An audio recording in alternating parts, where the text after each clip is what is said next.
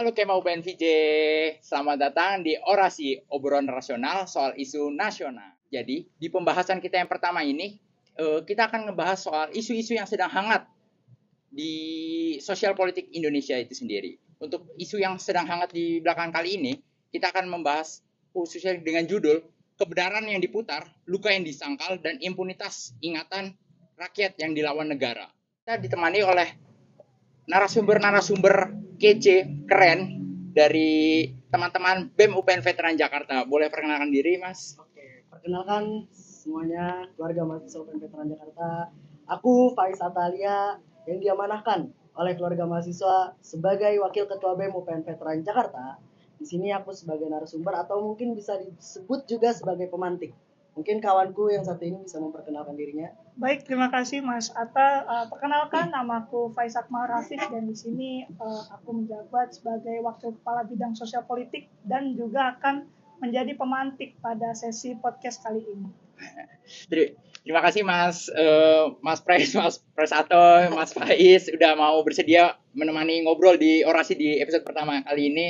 Mungkin kita langsung aja ke pembahasannya karena isu yang sedang ini juga lagi panas-panasnya ya. Jadi kayak ya jadi emang gebu-gebu dan gimana gitu kan. Mungkin kita juga tahu sedang beberapa hari belakangan ada rencana dari Kementerian Kebudayaan Bapak Fadlizon merencanakan bahwa ada rencana penulisan ulang sejarah yang sudah sebelumnya sudah dicatat di dalam buku sejarah, buku-buku pelajaran di sekolah. Namun ada rencana ada penulisan ulang. Entah apa yang direncanakan oleh Kementerian Kebudayaan itu sendiri, apa ada niat baik ataupun buruk kan kita tidak ada yang tahu. Mungkin pendapat dari Mas Pres Aswad dulu. Sebelumnya terima kasih Mas moderator Mas Irfan Hidayat. Jadi terkait dengan pembicaraan sejarah yang coba untuk ditulis ulang, pada beberapa tempo hari lalu kita dikejutkan oleh stigma dan argumen-argumen nasional yang disebutkan oleh Pak Fadlizon gitu selaku Kementerian Kebudayaan, yang mana dia coba untuk menuliskan sejarah ulang. Namun yang menjadi garis bawah kita bersama yang perlu kita telusuri dan perlu kita perhatikan adalah bagaimana penulisan ini secara tepat gitu, bukan berdasarkan daripada subjektif jajaran kelas atas yang memang ini takutnya ada penulisan yang tidak tepat, ada penyampaian sejarah yang memang tidak disampaikan dengan baik.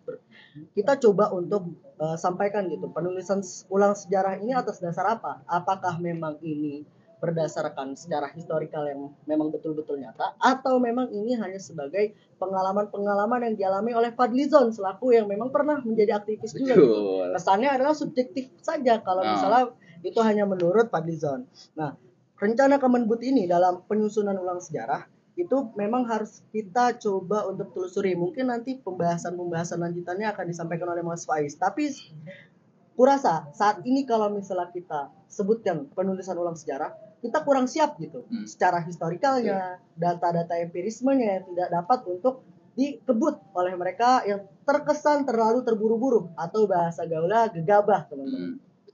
Nah, apakah nanti akan menimbulkan ancaman-ancaman pluralitas dan ingatan rakyat yang terlupakan gitu ketika memang disampaikan secara subjektif.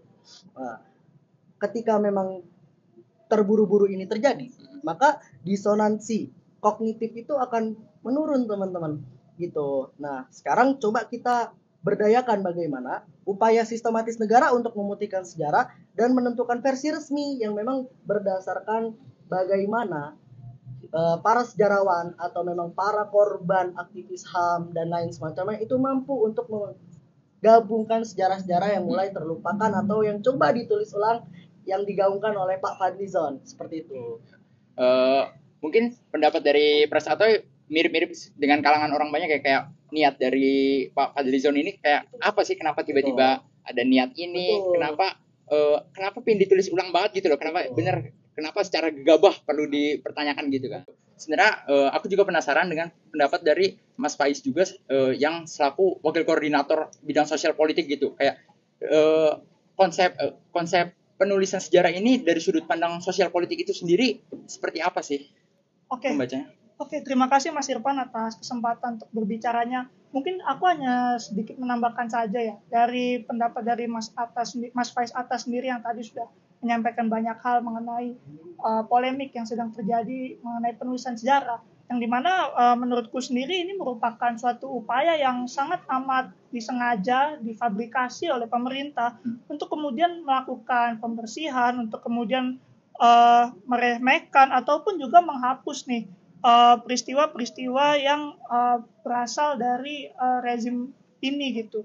Jadi peristiwa yang buruk itu dapat dipandang sebagai usaha untuk konfrontasi dengan kebenaran yang tidak nyaman gitu dengan dengan kepentingan negara. Dan di sini aku melihat bahwa negara sangat ingin melakukan proses penulisan ulang sejarah ini karena memang sejarah yang sudah terjadi sepertinya tidak berkepentingan oleh mereka. Dan maka dari itu kita sebagai masyarakat sipil perlu sekali untuk kemudian mengawasi dan juga sangat mengecam keras ya bagaimana penulisan sejarah ini berpotensi untuk mengaburkan fakta yang sebenarnya terjadi dan juga sangat berpotensi untuk kemudian bisa dikatakan tidak berpihak kepada korban lagi seperti itu. Dalam pandanganku sih ini lebih banyak ke minusnya itu sendiri karena dilihat sendiri kita bahkan beberapa hari yang lalu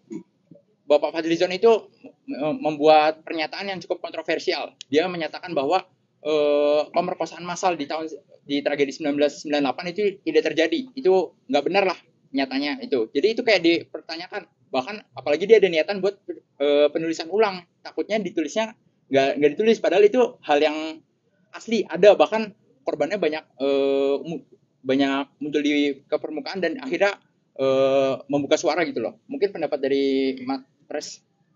Tentunya dengan segala anggapan tindakan yang dilakukan oleh pemerintah pasti akan ada dampak positif dan negatif.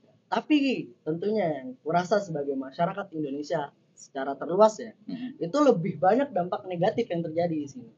Mungkin kurangkum dan coba untuk kudatakan dalam artian yang sudah kucatat dalam dokumentasi catatanku adalah babnya itu adalah negara menyangkal luka. Apakah memang negara ini bisa untuk menyangkal luka, hanya menyangkal luka, atau memang negara ini coba untuk menyampaikan luka-luka yang memang menjadi keresahan, luka-luka yang dialami oleh para korban tentunya. Gitu. Apakah kalau kita bicarakan tentang korban ataupun pelaku, pasti kita punya garis bawah bagaimana pelaku itu mengalami atau memang yang menjadikan satu proses itu terjadi gitu pada pelaku. Karena ketika ada korban pasti ada pelaku. Nah, negara menyangkal luka berarti temanya itu ketika membahas sejarah ulang. Statement yang disayangkan dari Pak Fadlizon adalah bagaimana untuk mengesampingkan korban-korban pada yang terjadi pada kerusuhan, kekasruhan yang terjadi pada tragedi Mei 1998. Nah, selanjutnya tidak ada pengakuan resmi dari negara. Walau sudah ada tim investigasi gabungan pencari faktanya, yang dibutuhkan di sini adalah bagaimana positif bisa terjadi karena tadi ku sampaikan negatif. Positifnya adalah bagaimana negara coba untuk memasifkan dan memprogresifkan bagaimana tim investigasi ini bisa menyampaikan fakta-fakta yang data-data yang faktual seperti itu. Selanjutnya ya, ketika memang ini tidak dapat diatasi secara sempurna, maka trauma-trauma itu tumbuh. Trauma-trauma itu lahir secara alamiah pada diri masing-masing korban.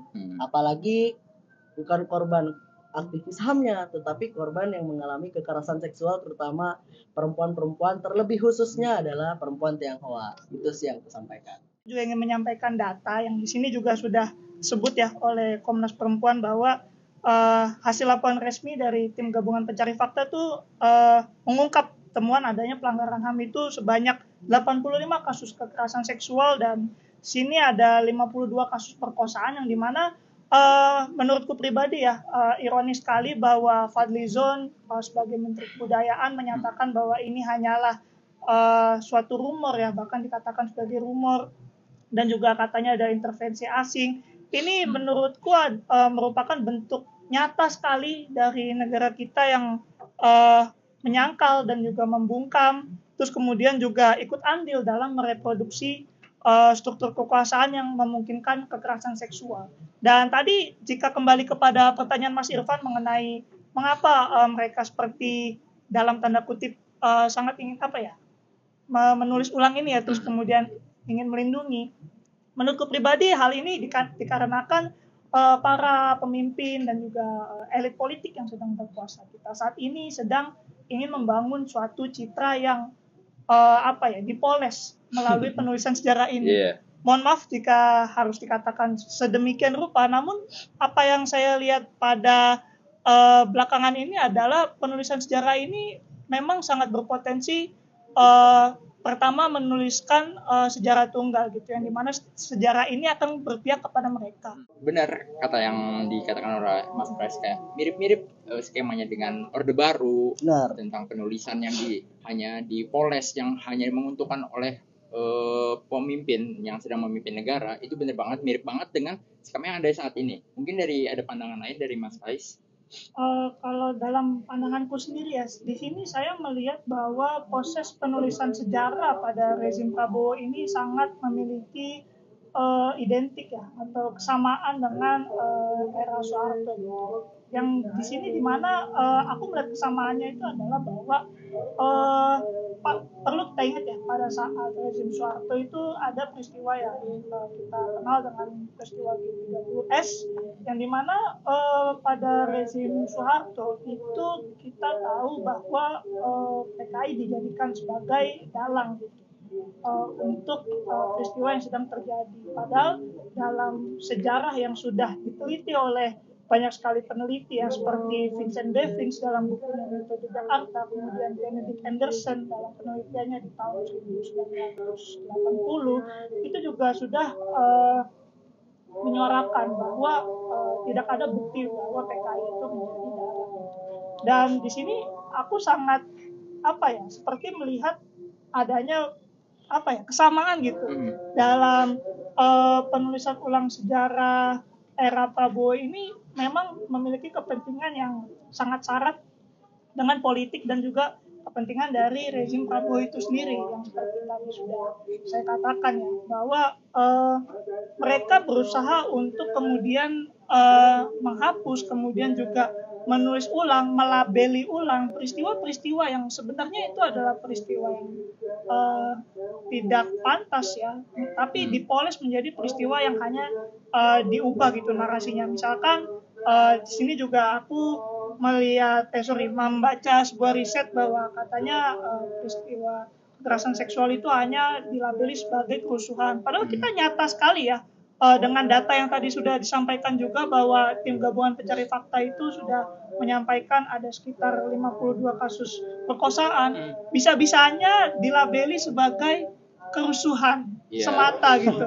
Di sini aku melihat bahwa penulisan ulang sejarah ini sangat kemudian berusaha untuk melindungi para pelaku dan tidak menghiraukan para korban. Dan ini juga cukup terjadi juga gitu di rezim Soeharto, yang mana pada saat itu mungkin maaf ya kalau sedikit menceritakan sejarah ya, tapi perlu juga aku sampaikan dulu, pada saat itu banyak sekali pihak-pihak yang sebenarnya tidak bersalah ya, itu kemudian dijadikan sebagai dalang korban. Misalkan aku sampaikan gerakan wanita pemberani atau Gerwani pada tahun 1965-an atau era Orde Baru, itu mereka dikatakan Orde Lama itu dikatakan sebagai gerakan yang memutilasi para jenderal. Dan di sini kan itu merupakan suatu pelabelan yang dimana yang seharusnya bukan pelaku dikatakan sebagai pelaku kekerasan. Dan di sini saya sangat khawatir ya dalam proses penulisan sejarah ini, bahwa hal tersebut bisa terjadi lagi, yang dimana teman-teman kita, para aktivis dan juga masyarakat sipil sebagai secara keseluruhan yang telah berjuang untuk kebenaran, berjuang untuk nilai-nilai demokrasi, itu kemudian ditulis ulang menjadi sebuah penjahat dalam sejarah yang dituliskan ulang oleh pemerintah gitu. Dan kemudian justru sebaliknya, yang dimana pelaku-pelaku kekerasan, pelaku pembungkaman itu dituliskan menjadi suatu dalam tanda kutip pahlawan. Itu merupakan kekhawatiran saya dan juga identifikasi kesamaan yang saya temukan gitu bersama dengan rezim Soeharto pada saat itu. Tadi Mas Faiz sempat ngomong kayak penulisan ini tuh ada kemungkinan buat melindungi pelaku itu sendiri. sebenarnya ini jadi pertanyaan juga.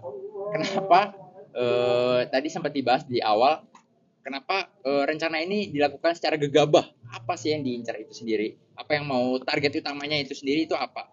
Gitu kan. Terus kayak pelaku dilindungi dengan penulisan sejarah itu benar-benar apa ya, kayak siapa sih yang mau dilindungi ini siapa? Karena siapa yang nulis pasti siapa yang bakal mau dihilangin, mau yang diatur lah, pokoknya yang mau diatur itu pasti yang nulis lah, karena dia punya hak dan mereka punya dia punya hak dan tanggung jawab mereka sendiri buat menulis sejarah itu sendiri. Mungkin dari Mas Atoy ini tuh benar-benar kayak apa ya, siapa yang nulis, siapa yang bakal dihilangin, siapa yang mau dijago-jagoin, siapa yang mau jadi jagoannya, siapa yang mau jadi penjahatnya nih. Benar.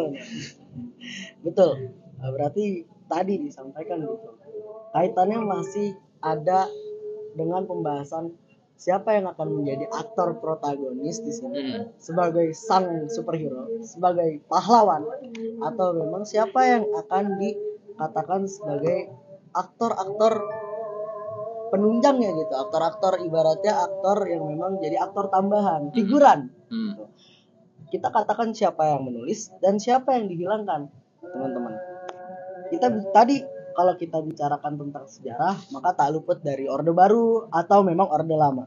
Nah, Orde Baru, negara dan sejarawan dari elit akademik harus punya peran dominan gitu, agar tidak terjadi siapa yang menulis dan siapa yang dihilangkan.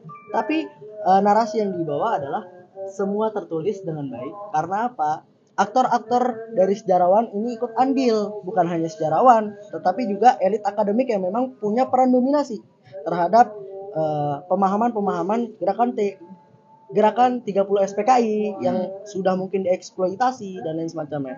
Dan tentunya junjung tinggi ruang dialog reflektivitas gitu, reflektif seperti itu. Yang kedua, kalau kita bicarakan tentang siapa yang menulis dan siapa yang dihilangkan, berarti ada kaitannya dengan penghilangan suara korban, perampasan, dan mungkin suara-suara minoritas juga yang dihilangkan gitu. Bagaimana minoritas Tionghoa dikesampingkan dalam bersuara, atau memang etnis-etnis minoritas lainnya yang memang coba untuk dikibulkan dengan adanya penulisan ulang sejarah. Itu jangan sampai terjadi. Kalau kita bicarakan juga siapa yang dihilangkan, menurutku akan ada 3 aspek yang coba dihilangkan oleh rezim pemerintahan saat ini, atau memang pemenang-pemenang yang tadi kita bicarakan. Mungkin pertama bahasannya adalah korban kekerasan seksual yang harus kita pahami dan kita bicarakan lebih panjang, karena inilah yang menjadi korban paling sakit, sehingga pada akhirnya menimbulkan trauma pada masing-masing individunya. Korban kekerasan seksual yang semakin terabaikan karena menganggap masa itu belum terbukti, karena mereka Fadlizon menganggap kekerasan seksual itu belum terbukti sebagai adanya sejarah pada kekisruhan ataupun kerusuhan 98. Malah dikatakan sebagai kerusuhan tadi yang disinggung oleh Mas Faiz. Yang kedua, kurasa ketika memang ada penghilangan yang coba dilakukan oleh pemerintah, namun kurasa ini harus kita tebalkan dan kita suarakan agar tidak sampai dihilangkan, itu adalah perempuan sebagai subjek sejarah. Coba jangan dijadikan subjek sejarah gitu, kaum perempuan.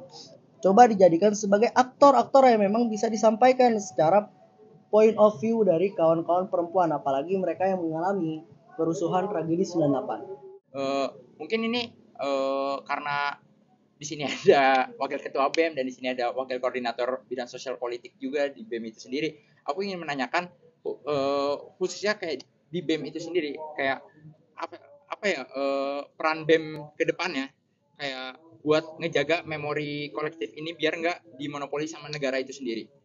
Mungkin sebelum disampaikan sama Mas Faiz selaku yang memang berkesinambungan dengan sosial dan politik, yang memang bahasannya bukan hanya skala provinsi tapi skala nasional juga, yang ingin coba aku garis bawahi agar memang sejarah yang ditulis ulang ini berdasarkan dengan apa yang kita harapkan sebagai masyarakat bersama-sama.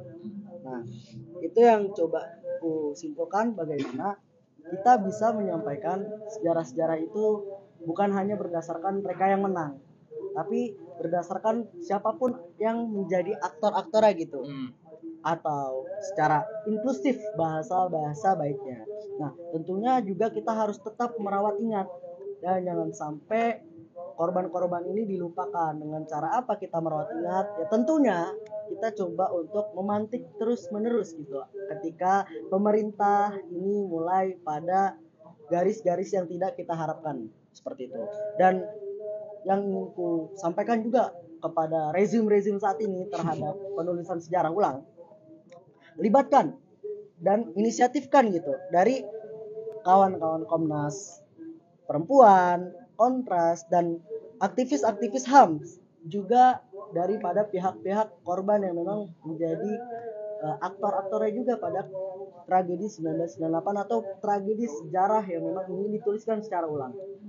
Selanjutnya coba dokum dan produksi pengetahuan dengan progresif.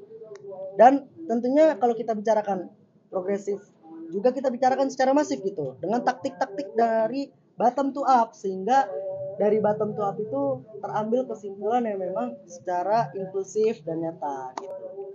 Semua orang berhak menyuarakan dan semua kalangan berhak untuk menyampaikan keresahannya, terutama mereka-mereka yang menjadi aktor pada penulisan sejarah dan aktor-aktor yang mengalami sejarah seperti itu.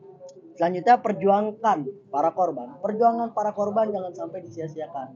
Dengarkan secara lembut, dengarkan secara halus, dan pantik terus gitu. Kawan-kawan yang memang menjadi korban ini harus coba untuk menjadi prioritas utama, sehingga tragedi-tragedi yang memang pernah terjadi itu diakui berdasarkan bukan siapa pemenangnya, tapi siapa yang merasakannya gitu. Seperti itu sih kalau dariku. Dan terakhir kita refleksikan bersama-sama gitu, bagaimana BEM coba untuk memantik terus-menerus dengan refleksi-refleksi yang coba akan kita lakukan, karena kesadaran yang paling penting di sini untuk masyarakat Indonesia, dan kuharap masyarakat Indonesia teruslah bersuara, karena buta terburuk adalah buta politik. Dan terakhir dariku mungkin sebelum disampaikan oleh Mas Faiz, qulil haqqo walau kana muron, katakan yang benar walau itu pahit. Itu sih sebenarnya. Terima kasih Pres untuk refleksi, untuk saran-sarannya, itu sangat bermanfaat. Mungkin dari bidang sosial politik khususnya. Oke, mungkin aku sedikit menambahkan dari Mas Atta sendiri, karena tadi sebenarnya sudah disampaikan banyak sekali mengenai apa saja yang perlu dilakukan. Namun kami dari bidang sosial politik BEM UPN Veteran Jakarta terus untuk mengawal isu sosial politik yang sedang terjadi saat ini, khususnya mengenai penulisan sejarah melalui kegiatan seperti penulisan kajian, kemudian pengawalan secara langsung yaitu propaganda, dan juga menurutku di sini juga penting sekali ya untuk merawat kesadaran kolektif kita, karena di sini merupakan pekerjaan yang besar dan sangat penting bagi kita semua untuk kemudian tidak melupakan bahwa ada upaya dari negara yang secara terang-terangan bahkan bisa dikatakan untuk kemudian berusaha memoles citranya, terus kemudian boleh dikatakan menghilangkan pandangannya kepada korban yang sudah menerima penderitaan bertahun-tahun ini, dan kemudian suara mereka menjadi tidak didengar. Maka dari itu kegiatan-kegiatan pengawalan yang dilakukan oleh BEM tidak hanya UPN Veteran Jakarta, namun juga mahasiswa Indonesia harus bersatu untuk kemudian melakukan pengawalan dan juga membangun kesadaran-kesadaran kolektif seperti ini. Tadi juga sebenarnya sorry banget aku kelupaan, selain juga menyusun kajian propaganda, perlu juga kita menyelenggarakan seperti diskusi publik yang kemudian berkolaborasi dengan masyarakat sipil, berkolaborasi dengan para korban, untuk kemudian ini menjadi suatu bentuk ruang yang kita bentuk sebagai ruang diskusi untuk kemudian merefleksikan dan juga menyusun strategi ulang untuk bagaimana kita sebagai masyarakat sipil selalu membangun kesadaran kolektif yang sangat dibutuhkan oleh masyarakat sipil saat ini, karena aku memiliki kepercayaan bahwa kesadaran kolektif itu merupakan suatu kekuatan yang penting untuk menghimpun massa, untuk membangun suatu perlawanan kepada rezim, dan hal ini dimulai dari hal-hal kecil seperti ini. Dan kita juga sudah melakukan hal-hal kecil ini yang sangat aku banggakan kepada teman-teman bidang sosial politik, yaitu penulisan kajian, penyusunan propaganda, diskusi publik, dan bahkan podcast ini yang kemudian akan dipublikasikan.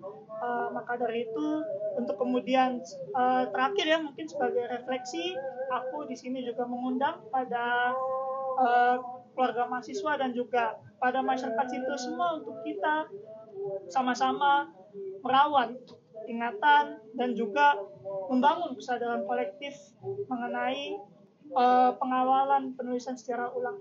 Kenapa demikian? Karena jika ini tidak dikawal, maka potensinya berbahaya sekali. Secara tunggal itu dapat berpihak kepada mereka yang menulis, dan kemudian kita tidak dapat menerima nilai-nilai demokrasi, menerima nilai-nilai hak asasi manusia yang seharusnya berlaku di negara Indonesia yang kita cintai bersama-sama ini. Mungkin itu, terima kasih Mas Atoy, Mas Faiz sudah mau membersamai orasi kali ini. Mungkin sekian Kema UPN VJ sudah mau menonton orasi episode perdana kali ini. Terima kasih, sampai jumpa.